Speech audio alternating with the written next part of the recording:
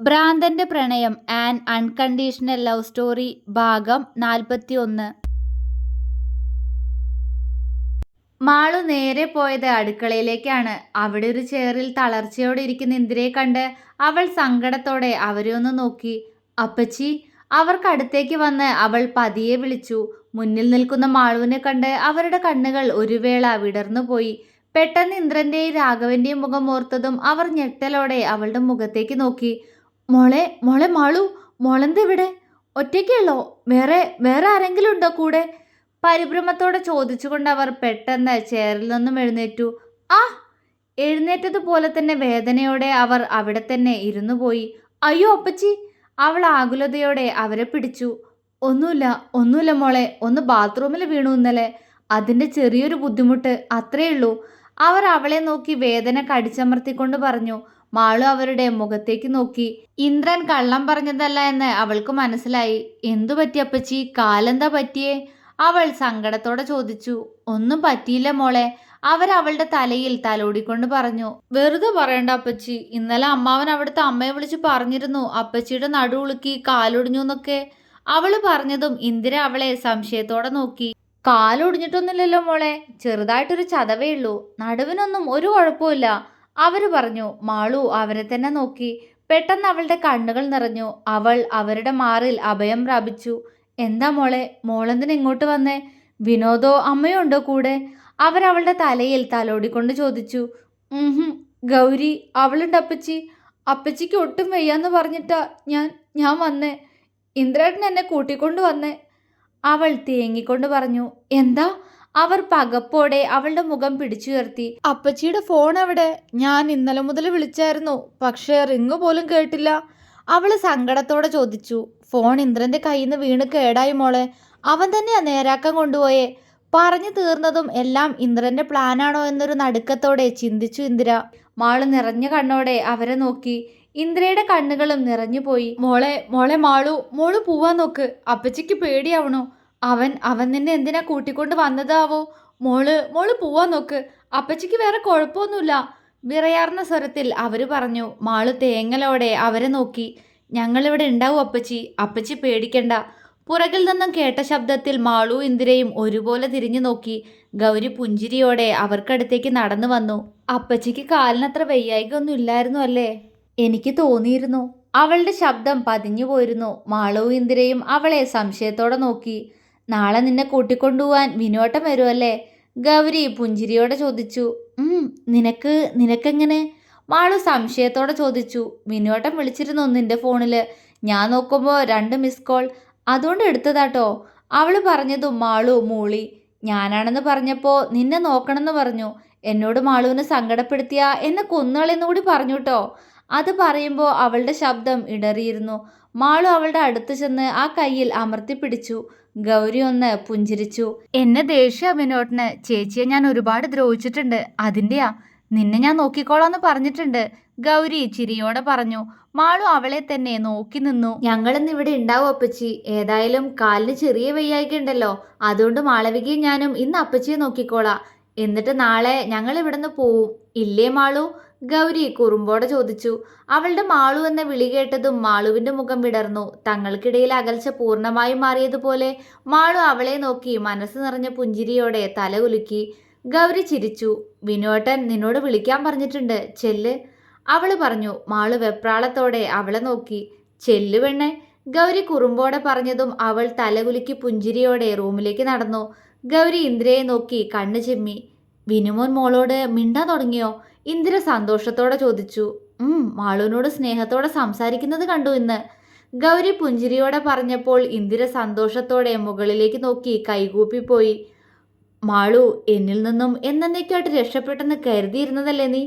ഇന്ന് നീ ഇന്ദ്രന്റെ ശരീരത്തിന് ചോട്ടിൽ കിടന്ന് ഞെരിഞ്ഞമരും. ഒരു ഉന്മാദിയെ പോലെ അവൻ പുലമ്പിക്കൊണ്ടിരുന്നു. കണ്ണിൽ കാമം കത്തിപ്പടർന്നു. മാളു റൂമിലേക്ക് കയറി ടേബിളിലിരിക്കുന്ന അവളുടെ ഫോണിലേക്ക് നോക്കി. അതിൽ അവസാനം വന്ന നമ്പറിലേക്ക് തിരികെ വിളിച്ചുകൊണ്ട് ഫോൺ ചെവിയിലേക്ക് ചേർത്ത് വെക്കുമ്പോൾ അവളുടെ ഹൃദയം ശക്തമായി മിടിക്കാൻ തുടങ്ങിയിരുന്നു.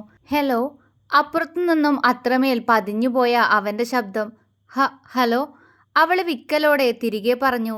മാളു, അവൻ വിളിച്ചു. അവൾ മൂളി. നീ ഓക്കെ അല്ലേ?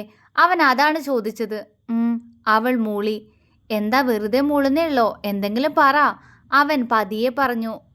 എന്റെ എന്റെ നമ്പർ എവിടുന്ന് കിട്ടി? അവൾ പതിഞ്ഞ ശബ്ദത്തോടെ ചോദിച്ചു. അപ്പുറത്തു നിന്നും അവന്റെ ചിരി അവൾക്ക് കേൾക്കുന്നുണ്ടായിരുന്നു.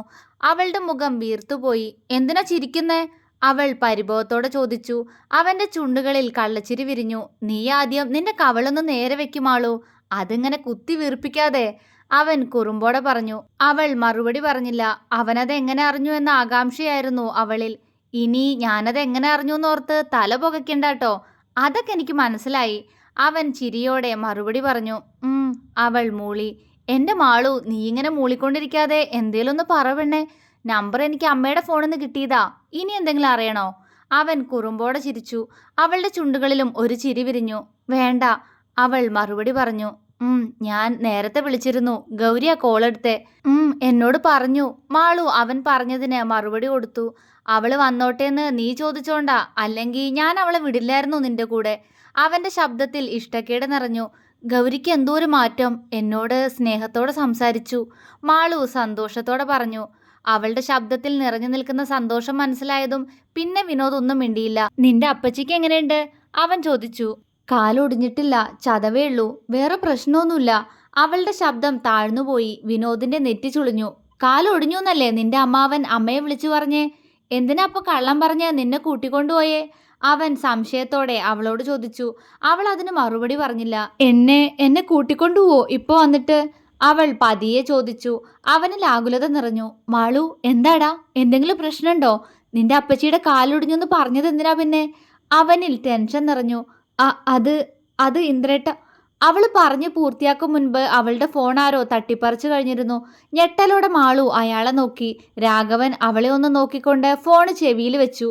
ഹലോ മാളു, എന്താ? അവൻ വീണ്ടും ചോദിച്ചു. ഹലോ വിനോദ് മോനെ. രാഘവൻ സ്നേഹം കലർത്തി അവനെ വിളിച്ചു. ആരാ? വിനോദ് സംശയത്തോടെ ചോദിച്ചു. ഇത് വിനോദ് മോൻ തന്നെയല്ലേ? അയാൾ ചോദിച്ചു. അവൻ താല്പര്യമില്ലാത്തതുപോലെ മൂളി. ഞാൻ രാഘവനാ, മാളുവിന്റെ അമ്മാവൻ. അയാൾ പറഞ്ഞു. അപ്പോഴേക്കും ഗൗരിയും അങ്ങോട്ടേക്ക് വന്നിരുന്നു. അവൾ അയാളെ തന്നെ സൂക്ഷിച്ചു നോക്കി. നിങ്ങളല്ലേ ഇന്നലെ എൻ്റെ അമ്മയെ വിളിച്ച് മാളവികയുടെ അപ്പച്ചിയുടെ കാലൊടിഞ്ഞു, നടുളുക്കി എന്നൊക്കെ പറഞ്ഞേ? മാളു പറയുന്നു കാല് ചതവേ ഉള്ളൂന്ന്. അവൻ സംശയത്തോടെ ചോദിച്ചു. അയാളിൽ പതർച്ച നിറയുന്നത് ഗൗരി വ്യക്തമായി കണ്ടു. മാളു തല താഴ്ത്തി നിൽക്കുകയായിരുന്നു. അതുമോനെ, ഞാൻ ആശുപത്രിയിൽ നിന്ന് ദേവികയെ വിളിച്ച്. ആദ്യം എന്തിനെ കൊണ്ടുപോയപ്പോൾ ഒരു നേഴ്സ് മാത്രമേ ഉണ്ടായിരുന്നുള്ളൂ അവിടെ. അവര് നോക്കിയപ്പോൾ കാലൊടിഞ്ഞിട്ടുണ്ട് തോന്നണമെന്നാ പറഞ്ഞേ. പിന്നെ ആ ഡോക്ടർ വന്ന് നോക്കിയേ. ഞാനപ്പോഴാ ദേവികയെ വിളിച്ച്. അതുകൊണ്ടാ കാലൊടിഞ്ഞു എന്ന് പറഞ്ഞേ. നടുവിന് അവൾക്ക് വേദന ഉണ്ടായിരുന്നു. ഇപ്പൊ കുഴപ്പമില്ല. അയാൾ വായിൽ തോന്നിയ കള്ളം തട്ടിവിട്ടു. വിനോദ് വിശ്വാസം വരാതെ ഒന്ന് മൂളി. മാളുവിന് ഫോൺ കൊടുക്ക്, എനിക്ക് അവളോട് സംസാരിക്കണം, അവൻ പറഞ്ഞു. അയാൾ മാളവികയെ ഒന്ന് നോക്കി. തന്നെ കണ്ട് തലതാഴ്ത്തി നിൽക്കുന്ന അവളെ കണ്ട് അയാളുടെ ചുണ്ടിൽ പുച്ഛം നിറഞ്ഞു. മോളെ മാളു, ഇതാ മോന് സംസാരിക്കണമെന്ന് അയാൾ സ്നേഹത്തോടെ പറഞ്ഞു. മാളു അയാളെ നോക്കാതെ ഫോണിനായി കൈനീട്ടി. രാഘവൻ ഫോൺ അവളുടെ കയ്യിലേക്ക് വെച്ചുകൊടുത്ത് തിരിഞ്ഞു പോകാൻ തുടങ്ങുമ്പോഴായിരുന്നു തന്നെ നോക്കി നിൽക്കുന്ന ഗൗരിയെ അയാൾ കണ്ടത്. അവളെ കണ്ടതും അയാളുടെ കണ്ണുകൾ ഒന്ന് തിളങ്ങി. അയാൾ അവളെ നോക്കി ഒരു ചിരിയോടെ അവരെ രണ്ടുപേരെയും മറികടന്നു പോയി. ഗൗരി ദേഷ്യത്തോടെ അയാൾ പോയ വഴിയെ ഒന്ന് നോക്കി. മാളു ഫോൺ ചെവിയിലേക്ക് വെച്ചു. മാളു, അവൻ വിളിച്ചു. അവൾ മൂളി. നിനക്കെന്നോട് എന്തെങ്കിലും പറയാനുണ്ടോന്ന് ഞാൻ ഒരുപാട് തവണ ചോദിച്ചു കഴിഞ്ഞു. ഇതുവരെ നീ ഇല്ലാന്ന് തന്നെയാ പറഞ്ഞേ. ഒന്നും ഉണ്ടാവരുത് ട്ടോ. ഞാൻ രാവിലെ പറഞ്ഞത് നീ മറക്കണ്ട, അവൻ ഗൗരവത്തോടെ പറഞ്ഞു. മാളു ഞെട്ടിപ്പോയി. ഞാൻ പറയാ, അവള് പറഞ്ഞു. ഞാൻ രാവിലെ നേരത്തെ വരും നിന്നെ കൊണ്ടുപോവാൻ. റെഡിയായി നിൽക്ക്. അവള് പറഞ്ഞത് ഗൗനിക്കാതെ അവൻ അത്രയും പറഞ്ഞുകൊണ്ട് കോള് കട്ട് ചെയ്തു. മാളു ഫോണിലേക്ക് തന്നെ നോക്കി നിന്നു അല്പനേരം. വിനോദ് കോൾ കട്ട് ചെയ്ത് നേരെ പോയത് ദേവികയുടെ അടുത്തേക്കാണ്, അവരോട് കാര്യങ്ങളെല്ലാം പറയാൻ. ഗൗരി മാളുവിന്റെ തോളിൽ തൊട്ടു. മാളു പകപ്പോടെ അവളുടെ മുഖത്തേക്ക് നോക്കി. എന്താ മാളു? അവൾ ചോദിച്ചു. ഉണ്ണിയേട്ടൻ പിണങ്ങിയെന്ന് തോന്നുന്നു, അവൾ സങ്കടത്തോടെ പറഞ്ഞു. ഗൗരി ഒന്ന് പുഞ്ചിരിച്ചു.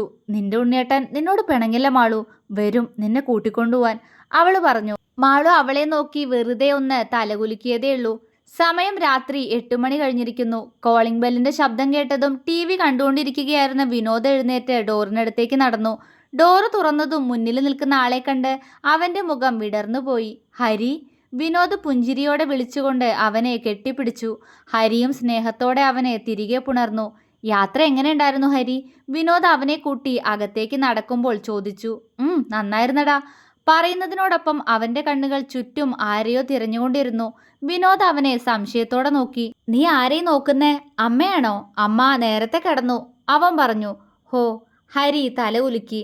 പെട്ടെന്നെന്തോ ഓർത്തതുപോലെ ഹരി വിനോദിനെ നോക്കി ഒന്ന് പുഞ്ചിരിച്ചു. വിനോദ് എന്താ എന്ന പോലെ അവനെ നോക്കി. നീ മാളുവിനോട് സംസാരിച്ചൂലേ വിനു? ഞാൻ അറിഞ്ഞു. സന്തോഷായടാ എനിക്ക്. ആ പെണ്ണ് ഒത്തിരി സങ്കടപ്പെട്ടതാ നിന്റെ അവഗണനയിൽ. ഇപ്പോ എനിക്ക് സന്തോഷായി, ഹരി വിടർന്ന മുഖത്തോടെ പറഞ്ഞു. വിനോദ് മറുപടിയായി ഒന്ന് പുഞ്ചിരിച്ചു. അല്ല, അവളെവിടെ? കിടന്നോ? രാവിലെ എൻ്റെ ഫോണിലേക്ക് കുറേ തവണ വിളിച്ചിട്ടുണ്ട് അവള്. ഞാൻ മീറ്റിംഗിലായിരുന്നതുകൊണ്ട് കണ്ടില്ലായിരുന്നു. മീറ്റിംഗ് കഴിഞ്ഞ ഉടനെ ഞാൻ ഒരുപാട് തവണ അവളെ തിരികെ വിളിച്ചു നോക്കി, പക്ഷെ എടുക്കുന്നില്ല. ഹരി പറഞ്ഞു നിർത്തിക്കൊണ്ട് മാളുവിൻ്റെ റൂമിലേക്ക് നോക്കി. അത് അടഞ്ഞു കിടക്കുകയാണ്. മാളു, അവള് നിന്നെ വിളിച്ചുന്നോ? ആ, ചിലപ്പോ അവള് പോകുന്നത് പറയാൻ വിളിച്ചതാവൂടാ. അവളുടെ ഫോണിലേക്ക് വിളിച്ചാ എടുക്കേണ്ടതാണല്ലോ. ചിലപ്പോ എന്തെങ്കിലും തിരക്കിലാവും, വിനോദ് സംശയത്തോടെ പറഞ്ഞു. ഹരിയുടെ നെറ്റി ചുളിഞ്ഞു. മാളു എവിടെ പോയിന്ന്? നീ ഇതെന്താ പറയുന്ന വിനു? അവൾ എവിടേക്ക് പോയിന്നാ അവൻ സംശയത്തോടെ ചോദിച്ചു. വിനോദ് ഒന്ന് നിശ്വസിച്ചു. അവൾ അവളുടെ വീട്ടിലേക്ക് പോയിരിക്കാടാ. അവളുടെ അപ്പച്ചി ബാത്റൂമിലൊന്ന് വീണൂന്ന്. രാവിലെ ഇന്ദ്രൻ വന്ന് അവളെ കൂട്ടിക്കൊണ്ടുപോയി, വിനോദ് പറഞ്ഞു. വിനോദ് പറഞ്ഞ വാക്കുകളിൽ ഹരിയുടെ ചെവി കൊട്ടിയടച്ചതുപോലെ അവൻ വിനോദിനെ തുറച്ചു നോക്കി നിന്നു. എന്താ എന്താ ഇന്ദ്രൻ അവളെ കൊണ്ടുപോയിന്നോ? ഹരി പകപ്പോടെ ചോദിച്ചു. ആ, എന്താ ഹരി? അവന്റെ പകപ്പോടെയുള്ള നോട്ടം കണ്ടതും വിനോദിൽ ഭയം നിറഞ്ഞു. വിനു, നീ ഇതെന്ത് മണ്ടത്തര കാണിച്ചേ? അവൻ നമ്മുടെ മാളുവിനെ ഉപദ്രവിക്കും വിനു. അവനാള് ശരിയല്ല, എൻ്റെ മോള്. ഹരി ഭയത്തോടെ നെഞ്ചു തടവി. വിനോദ് ഹരിയെ തുറച്ചു നോക്കി. എന്താ നീ എന്താ പറയുന്നേ? അവന്റെ ശബ്ദം ഇടറിയിരുന്നു. വിനു, നമ്മുടെ മാളു അപകടത്തിലാ, അവളെ രക്ഷിക്കണം, ഹരി വെപ്രാളത്തോടെ വിനോദിനോട് പറഞ്ഞു. എൻ്റെ മാളു അപകടത്തിലോ?